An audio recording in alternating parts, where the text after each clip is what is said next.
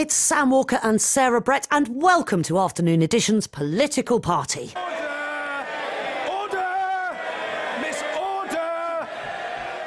Between now and the 8th of June, we're going to attempt to enjoy the general election campaign by celebrating the democratic process and talking about some of the more unusual, creative and, of course, downright embarrassing moments of the campaign. So we're not going to be thinking like this.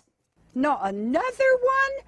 Oh, for God's sake, I can't stand this. And now legendary Brenda, who I'm sure you've heard many, many times on the BBC over the past week or so. We're going to think less Brenda and more like this Five Live listener, Tony.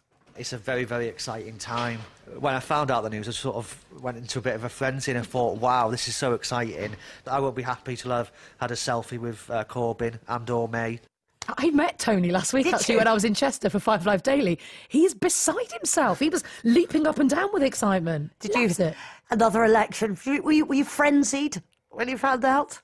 That's not a word that had sprung to mind Possibly. Immediately, Sarah. But, yeah. We have three frenzied people with us for the next hour, fortunately. Stand-up comedian, former special advisor to Ed Miliband, Ayesha Hazarika. Murray Lachlan Young, whose collected poems from 1994 to 2017 were published last week. The book is called How Freaking Zeitgeist Are You? And the barrister and broadcaster Sophia Cannon. Thank you very much for being with us. How are you? All right. Excellent. Good. Ready to party. Frenzied. Frenzied. Fabulous. Frenzied. Said in a really unfrenzied way. Yes, we are frenzied. As ever, we want you to get involved, especially now if you can compose an election-themed poem. Send it in. Afternoon edition at bbc.co.uk. 85058 on the text, or the phone number, which is now free to call, 08085 909 693. And Murray will judge them. Ooh. Aha. So to all of you, first of all, start with you, Murray. At the moment that you have enjoyed most so far over the last couple of weeks of campaigning? Well, to tell you the truth, I think that last thing when he said and or May was probably the best, when he said I have a selfie with and or May. The idea that they could both be together doing a selfie with him, I thought was a beautiful moment. But I must say the wading in of Boris Johnson today was something I've been waiting for, and he didn't disappoint. And I'm sure there's lots more to come. Well, we're going to focus on Boris a bit more in a moment, actually. But Ayesha, your favourite moment so far? Well, I had a sort of traumatic moment at the start because I just was about to launch my stand-up show all about politics and I thought I'd locked it down, and then the Prime Minister literally trolled me by announcing and like, obviously this election is not all about me, but is it not? No, I know. So that was my moment. Although today there was a very good comedy moment when poor Jeremy Corbyn came out to do a speech, and he did it the wrong way round. He was facing away from the cameras, and his poor press officer had to like kind of sneak in and just whisk him round. Manhandle him into position. Woman-handle him into position. Woman-handle him. Lordy. Yeah, that is quite awkward, to be honest with you. Oh, Sophia, what about you then? then? Sophia, go ahead. Well, it has to be Boris, doesn't it? He was released today onto the unexpected public. There was no zip wire, but he came with a full force down the line, across the networks, with a new word for us. It wasn't muggle. It wasn't muppet. It was, yes, indeed, mugwump, wop, or whatever it was. But Mugwump. It is, I bet you, it will be in the dictionary next year. It is already in the dictionary, in fact. Disputed. It is. Well, it's in the OED. It's an ongoing story. Yeah, it's also been used in Harry Potter, and it was also used in Charlie and the Chocolate Factory. I mean, Murray, you probably know more about the etymology of this word. Do you? Well, I heard that its origins are in a Native American language, which is something about a war chief or something. There's about 5 or 6 different versions of what it means going around at the moment. But I thought the interesting thing was that Boris Johnson seemed to confuse it with Oompa Loompa, it is from Charlie and the Chocolate Factory, he said. And so what he actually meant by that, who knows? Well, no, because in Charlie and the Chocolate Factory, the reason I know about this is my 9-year-old has studied Charlie and the Chocolate Factory this year, and I remember reading to her 88,000 times, and there is a scene where Willy Wonka is speaking to one of the parents, I think it might be Violet Beauregard's parent, and calls her a mugwump. That exact word is used. He was also called a mugwump by someone else, and I can't remember who it was that referred to him as a mugwump. Probably his dad. He picked it up off Twitter, and then I think probably magpied it away for his key moment where he comes out and pulls the entire focus onto himself with one phrase, wasn't it? Mutton-headed mugwump. It is officially a person who remains aloof or independent, especially from party politics. Unless they come out at the last minute and decide to go for leave. The Star campaign has been pulled out now, so the political penalty takers, if you like. We hadn't seen or heard too much of Boris until now. And the Foreign Secretary then grabbed everyone's attention, not with a stunning political proposal, but by calling Jeremy Corbyn a mutton-headed old mugwump. Mugwumps and mugwumps and mugwumps and mugwumps and mugwumps and mugwumps. And he also introduced us to this phrase. Is Lingtonian herbivorous? Well, there have been a lot of people typing what is a mugwump into search engines this morning, and we have so far got a person who remains aloof or independent, especially from party politics. Anybody want to advance on that from otherwise anything that we've heard? Well, the origins are supposed, saying earlier, the origins are supposed to be from a Native American war chief, which was then taken through, I think, as some sort of Civil War term, and then moved forward into its present manifestation. Right. So I read earlier.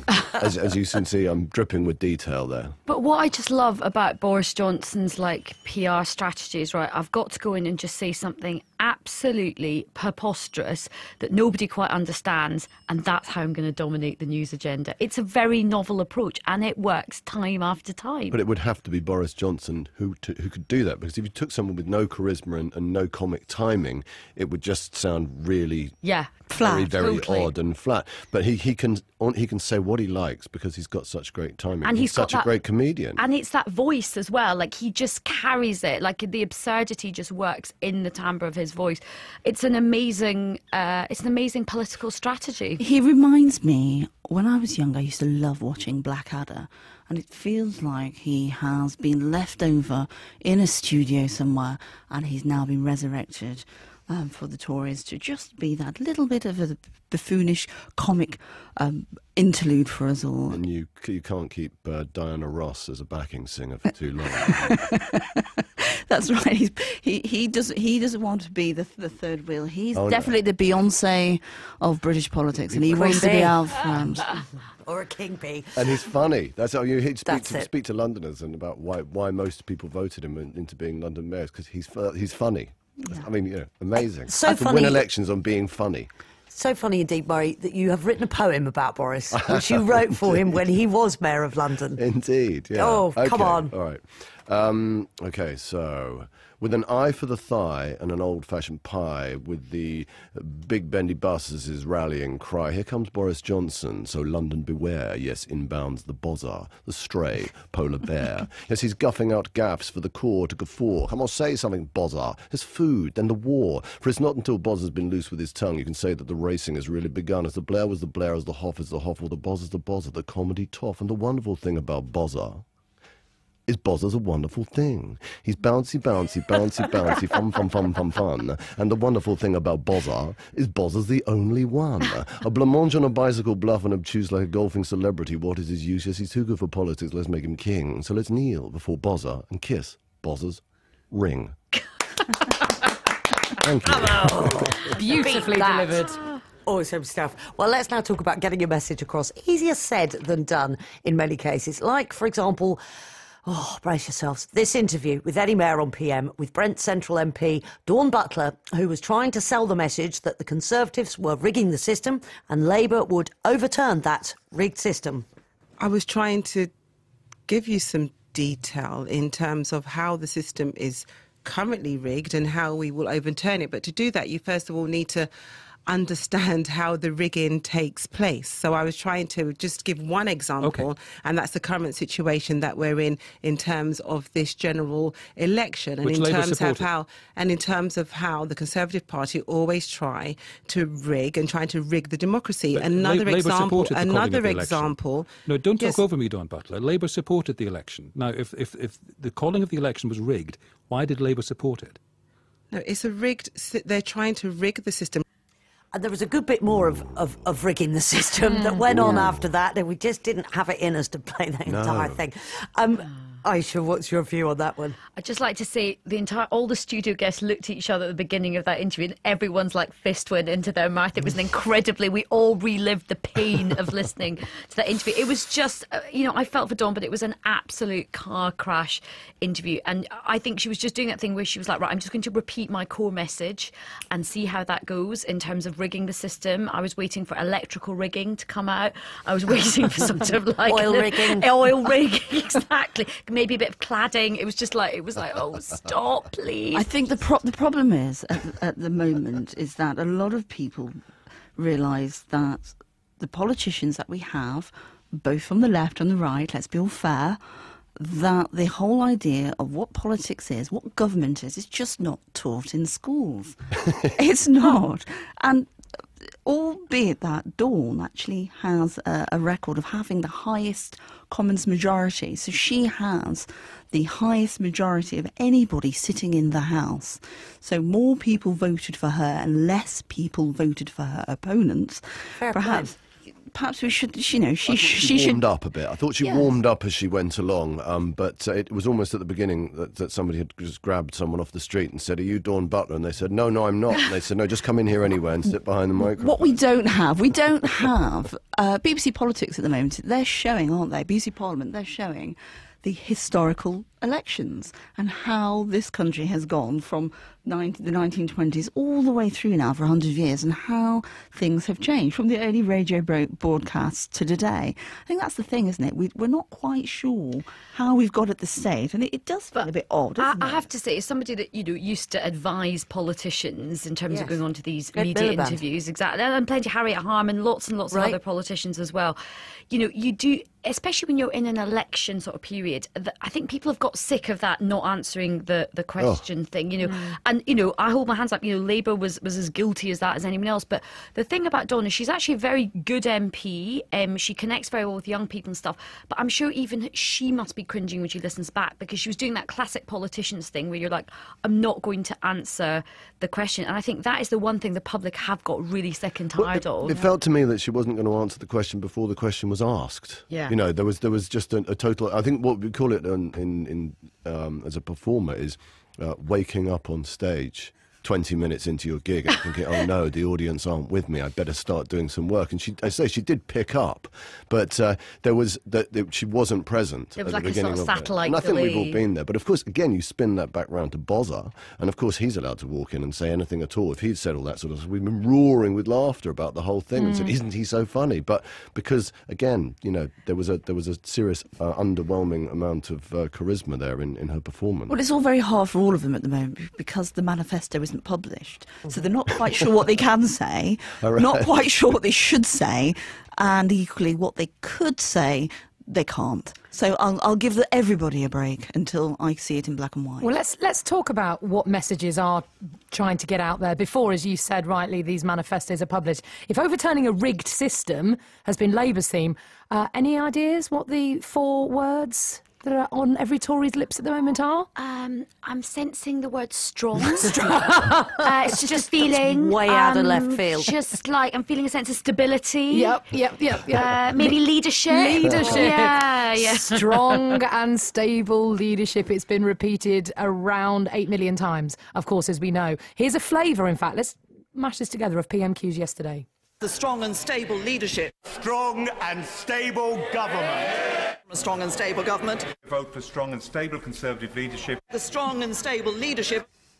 Blimey. 50 times it was used, 50 times during PMQs yesterday. I mean, you've been involved with this, Ayesha. I mean, how important is it? I mean, how many briefs do you give where you just say repeat?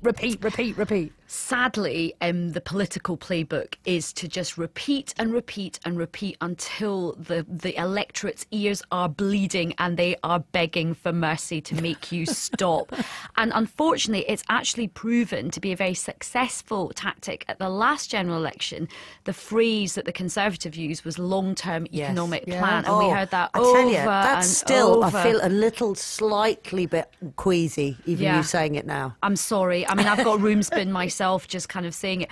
But unfortunately, like all the political strategists around the world will tell you just have to hammer and hammer and hammer a message. And I remember Peter Mandelson saying to the sort of Labour Party that you might think you've said a message loads and loads of times, but actually the public hardly hear it. So you have to say it like about a squillion times to get any cut through. But it's going to be a painful 6 weeks. Our ears, we're going to be begging for mercy to just make it stop. I think that the difference is now, even from the 2015 election, is that we have social media. We don't need to hear it 1,000 times. We're going to have the hashtag. No doubt by the end of the week, someone's going to have the T-shirt, hashtag strong and stable. This idea that we have to hear it time and time again, surely we're going to need some authenticity behind it. What we've been saying about Boris is that we feel like we know him, but at least he is quite full and frank in what he says. Well, and people had the same feeling about Nigel Farage as well, because it's people who can actually cut, whatever their message is, it's people who can cut through and connect that odious repetition that keeps on and on. But it and on does and on sadly and on. prove to be very, very effective, because there's a lot of people. Yes, social media is very, very important, and it was important at the last general election, although it was slightly misleading on Twitter because you're in a big echo chamber. So we were like, Ed Miliband's going to be Prime Minister. oh no. Everyone on my timeline is saying so. Yeah. But they found out that the bias on Twitter is that you actually follow people that you like, people that you know, and everybody's voting for who you think is that you want to vote for, but nobody's actually following members of the opposition. So I would say to everybody on Twitter today and Facebook, go on, follow somebody from the dark side, whichever that is. Which ones are interesting? I mean, politicians in general. I mean, who? So beyond the wonders of Boris and the cheeky Nigel and etc. Okay, so who are the interesting? I'm going to give two politicians for balance, one on each side. Right. I think Jess Phillips is great to follow on the Labour side. She's very, very funny and she's witty and she's really honest about stuff. And I think James Cleverly on the Conservatives, he's very funny as well. His Twitter feed at the moment is alive. He's warm. He's funny. I think he's an ex-army man. He's a Londoner. He is sold. He is whatever persuasion. He gave the wonderful elegy in Parliament to the slain police officer, and it was so warm. And James, he's if you're into politics, you know politics. He's one to watch for the future because both sides of the house warmed to him, and the streets warmed to him. So we'll say no more. Rees-Mogg? Oh, just yes. Marmite. Oh no, Jacob Rees-Mogg is Marmite. Oh, you've got to love Jacob Rees-Mogg for the name alone. Yeah. For the name alone. Is it what you call a young fogey, isn't it? Yeah. I'm sorry, I like the triple hyphenated now. Oh, is it right? Okay. Oh, bring it on. Look, we're talking about repetition. Let's, of course, not leave out the SNP because all parties are going to be guilty of repetition. And Nicola Sturgeon, no exception really here. In her speech in Aviemore on Tuesday, she criticised the Conservatives and mentioned them 20 times. Let's get a flavour. Tory, Tory, Tory, Tory, Tory, Tories, Tories, Tory, Tories, Tory party. Oh dear. Yes. There's a ringtone right there. It's funny, isn't it? Because when you do analyse it, things do really stand out. I suppose for the occasional listener, which is what most people are, because they're not like us, glued to radio or Twitter or, newspapers or TV, watching the news on repeat all day. Most people are having real lives. So, they only hear it every now and then, and that's probably why it gets through, Ayesha. But for us, when you do boil it down, it is extraordinary. I'm getting the sense, Ayesha, that maybe there's more repetition in this election campaign because there's such a short run-up as well. Yeah, absolutely. So what would normally happen in your preparation for an election, about sort of a year before, you'd start kind of pitch rolling the messages and just gently introducing them to the public and getting them into the bloodstream of the media, Prime Minister's questions, debates, interviews. But now, because we've had this wham sort of, right, let's go 6 weeks, it's just full on. Everything is going to be very, very crude. You're just going to hear the sort of almost cartoon messages over and over again to just hammer it home as much as possible. And the key thing that a lot of politicians and their strategists will be looking for, as well as the social media stuff, it's hitting those bulletins. The evening and the lunchtime and the tea time bulletins are super important. So they're going to want to make sure their tiny little soundbite absolutely hits those kind of bulletins. So no nuanced debate at all on anything whatsoever. No. What's that? Just a 50-yard dash. No amateur philosophy or anything like that. Now, we're joined by Sophia Cannon, Murray Lachlan Young and Ayesha Hazarika this afternoon here on our election party here on Afternoon Edition. It's our very own political party.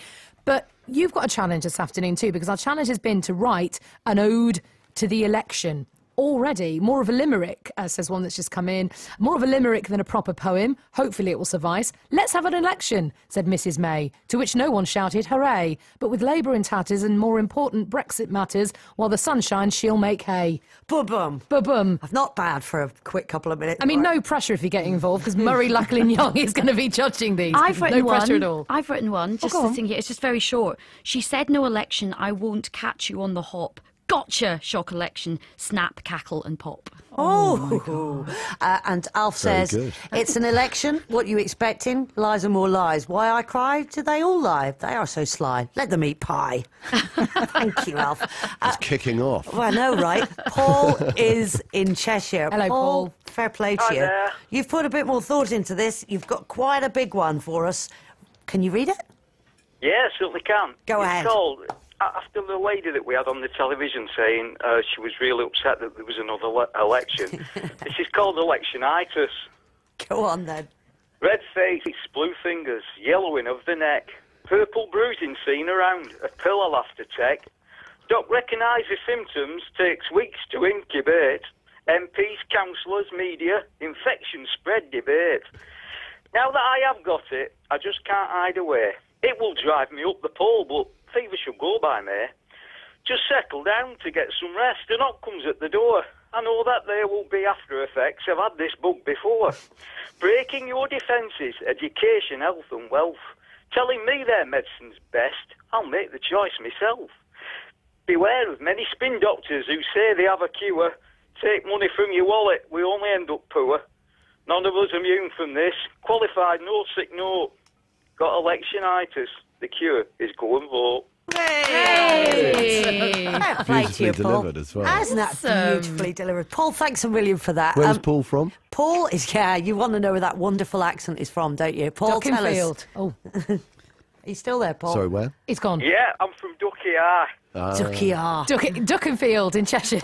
Right. Lovely stuff. Paul, listen, thanks a million. That's actually really very, very good. I think you might be onto a winner there from, a hugely award-winning famous poet. But I don't want to preempt the competition process at any stage. Do keep them coming to us, 85058 0808 5909 693. It is Afternoon Edition's election party. Thank you very much for your text. You are listening to Afternoon Edition. It's Afternoon Edition's political party. We're here with barrister and broadcaster Sophia Cannon, Murray Lachlan Young, who's collected poems from 94 to 2017, were published last week. The book is called How Freaking Zeitgeist Are You? And also stand-up comedian and former special advisor to Ed Miliband, Ayesha Hazarika. Just a couple messages actually about mugwump. Ken from Wakefield said the first time I heard the word mugwump was in the lyrics of the 60s song Creek Alley by Mamas and Papas. Hey. Look at that, another one. Cool. And also a message coming in saying, is this a Tory party comedy love-in? A good many folk object to Boris Johnson's ridiculous name-calling. That's what Mike feels as well. Fair enough. I mean, I don't think anybody's disputing the negative side of Boris Johnson and his economy with the truth and all those things, but it just can't be denied that he does have charisma and a sense of humour, and I don't think that's a party political point at all. Just happens to be a way with words. Yeah. There's no getting away from it, though. Brexit is likely to dominate the election landscape, even when the others want to talk about arguably more important things, or equally important, like the NHS. Here is the Health Secretary, Jeremy Hunt, on BBC Breakfast, being asked about Labour's plans to give England's NHS staff a pay rise and scrap bursaries for student nurses. How do we continue to get more resources into our vital public services? And, Theresa May is going to have 27 European countries lined up against her if she wins the next election? And do we want her to be the person who gets that deal that protects the jobs in the British economy, protects our NHS? That's the big NHS issue for this election. Yeah, I mean, I suppose initially you might have been forgiven for thinking that Brexit might go away for a bit as the UK enters 2 years of serious negotiation. But with this election, it is right back on the agenda, Ayesha. Yeah, absolutely. I mean, the politicians keep saying this is not going to be an election about Brexit, but it's going to feature very predominantly, and certainly parties like the Liberal Democrats, who've got a very clear position on Brexit, as do the Tories, are going to try and really use that. I mean, Liberal Democrats are very much going to be targeting Remain seats. There's also Gina Miller has popped up again as well. She said she will kind of help fund MPs who are very anti-Brexit. Tony Blair has even popped up saying that actually you should think about doing tactical voting. So for all the protestation that it's not about Brexit, Brexit's going to be massive. But what I really hope is that it isn't a rerun of the EU referendum, because, that was very divisive, and I hope we just don't do a total replay of that, because there are other big important issues, schools, hospitals, all of that stuff is really important as well. But the only people who seem to want to replay it is the Liberal Democrats. And Gina Miller. And the 48%. I'm talking party, of course, yeah. But that's it. So I mean, I think there's the essential problem for the left within this, is that you've got a split. You've got the Liberal Democrats talking about doing it all again. You've got Labour saying they're not going to do it. Then you've got the Greens. So you've got that three-way split between the left, and then you've got a fairly united right. And this is what everybody's saying is going to be the bloodbath in question is going to come from that, I think. And also remember, a lot of people in Labour seats voted to leave as well. So it gets even more tangled. It's very difficult for the Labour Party, because I think the country is really divided and the Labour Party is very divided as well. So it's quite hard for them. Let's listen to Keir Starmer, actually. He, of course, is the shadow Brexit secretary. And on Tuesday, he criticised Theresa May for closing down the options even before the Brexit talks begin. This is his plan. What Labour will do is to scrap the Brexit white paper and draw up new negotiating objectives. We will, on day one, unilaterally guarantee the rights of EU citizens in this country and work and, of course, fight for the rights of UK citizens across Europe. We will scrap the Great Repeal Bill and replace it with what it should be, an EU rights and protections bill. Your thoughts on that, Sophia? I know Keir. I think he is, again, a one to watch. But I think he's hit the nail on the head here.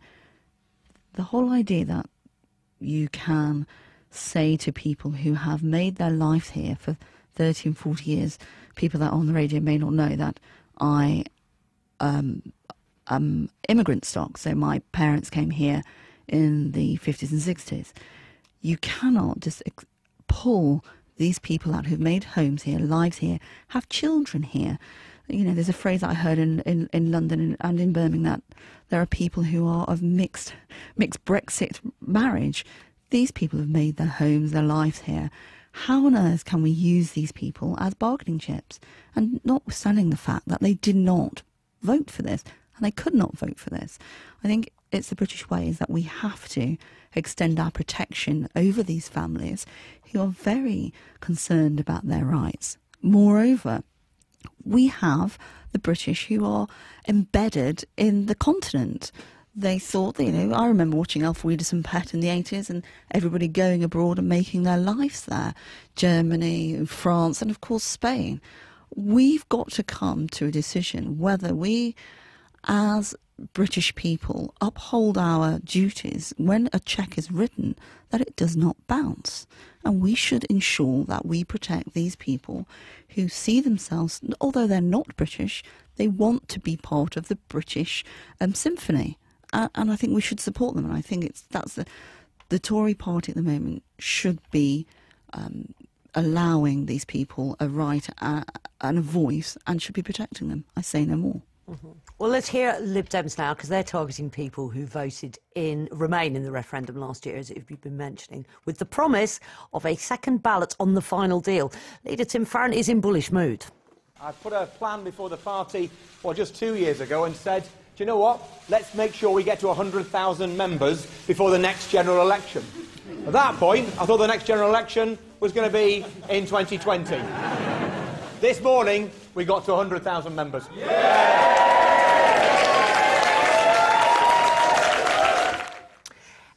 Is the party about to rise like a phoenix from the ashes of 2015, Murray? Well, my mother is running for Lib Dem council in West Cornwall, and she's Hello, Mum. and she's nice declaration of conflict of interest there early on. It's only her politics, but she's with Andrew George down there, who was kicked out at the last election, and they seem to be quite confident that they're coming back this time. And I think you need to watch that West Country area of Lib Dem support to see whether success is going to happen, because it went blue last time. So who knows with West Cornwall, but they've got high hopes down there, I know. Well, everybody's back, aren't they? Everybody's It jumped is. back into it. Bananarama, Vince Cable. Everything's come back yellow. Two names you never thought that you would say in the same sentence in that way. And just picking up from what the colleagues were saying, there's this big thing about people being really worried about race and racism since Brexit and everything. And my parents are Indian and they were immigrants as well. There has actually been some really worrying talk about my dad being deported, mainly by my mum. And he said he was quite keen as long as he got business class back to India. He's like, I'm not doing it economy again, basically. I believe. But sorry. No, go on. Maybe someone could clarify for me. The whole idea of people being used as bargaining chips. Nobody's getting kicked out, are they? Everybody pauses. Everybody pauses. I think the people who come over as bargaining, they're not going to be putting them on buses and sending them back to where they came from. I mean, so I don't think that. I haven't heard that one before. Well, that's not for 40 years. But that's the whole idea. We just need to guarantee it. We just need to make sure that people know where they are. I think there's an anxiety, isn't there? There's quite a deep anxiety about what is going to happen, and people just want some certainty. I mean, I do actually think it would be very good for the government just to say, look, in good faith, we're going to say now EU citizens are going to be welcome here. And I think other countries would probably do the same thing again. Yeah. I finally have sat here and finally thought up something in relation to a poem. Oh, poems. Well, this is the challenge. It was a challenge. challenge while speaking at the same time. That's serious bit of multitasking. Go ahead. So there was a young woman called May who wanted politics her way. She said Brexit meant Brexit, but wanted a hard exit.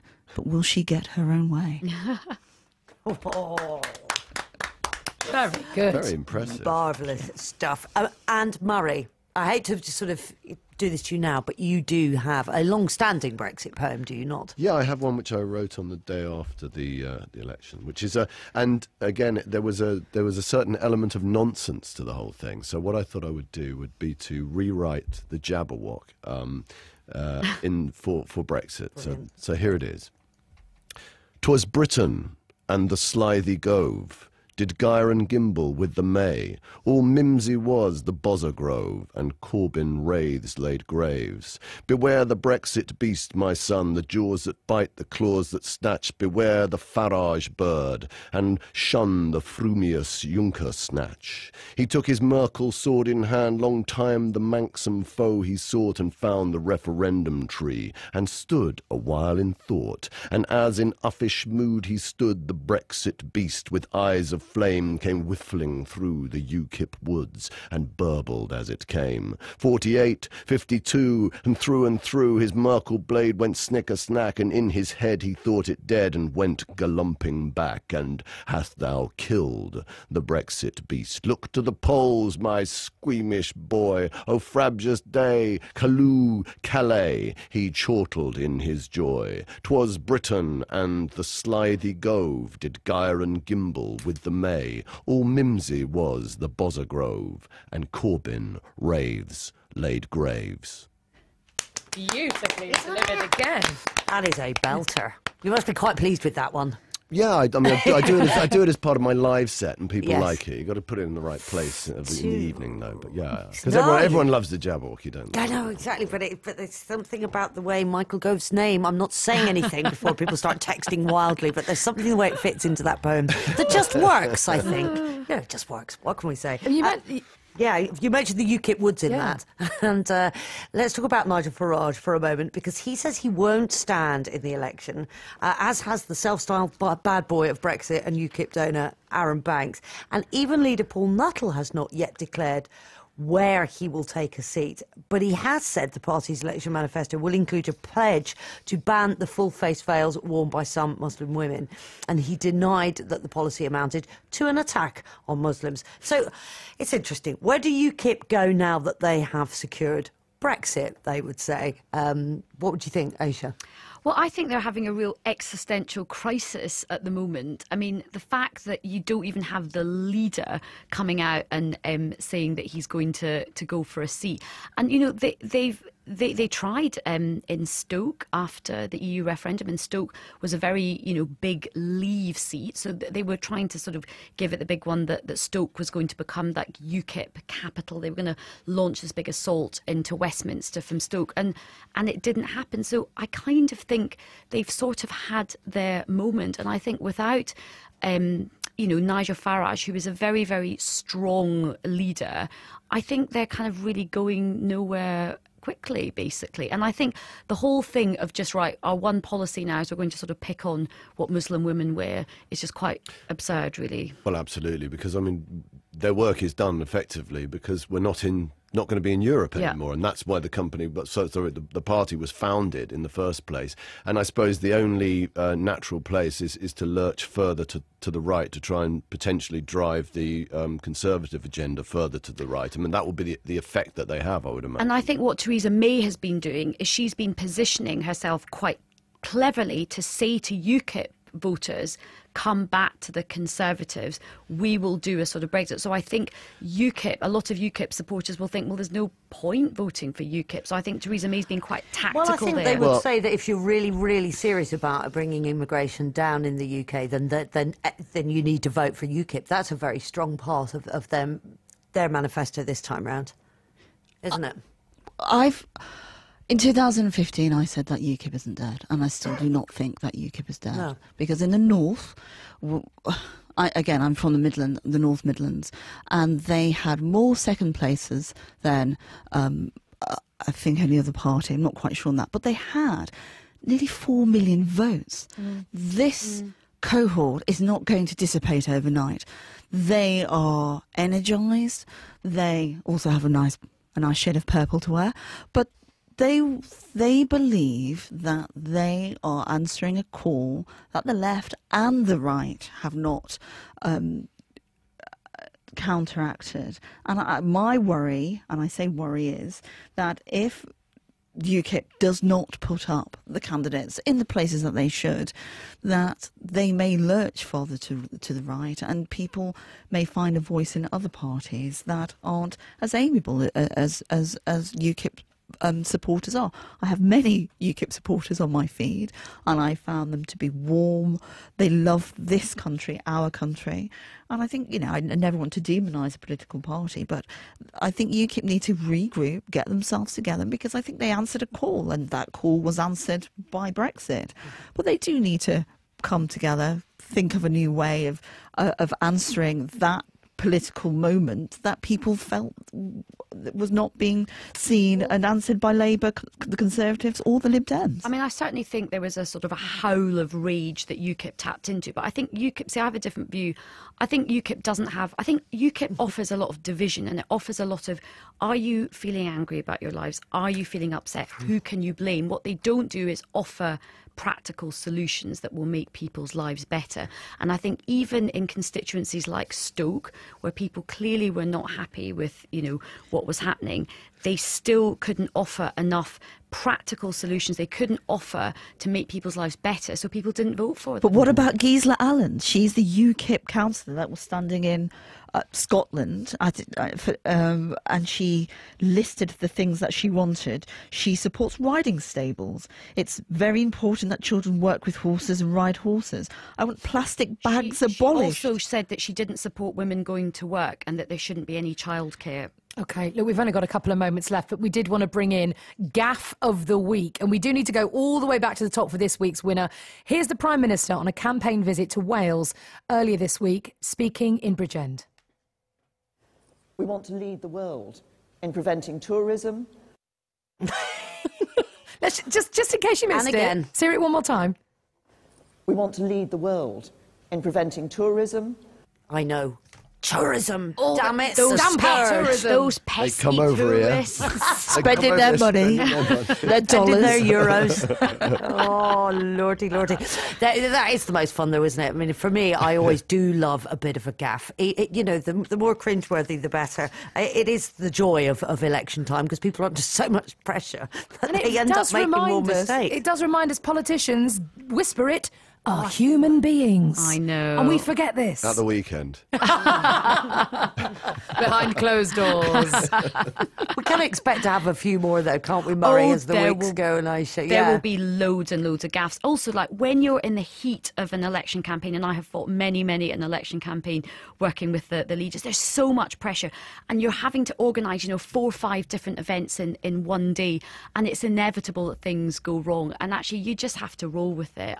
But some moments can be devastating. We always remember the moment with Gordon Brown and Mrs Duffy, where the microphone was left on. And actually, David Cameron had his own last election. He said that this election was going to be career-defining. It was a slip of the tongue.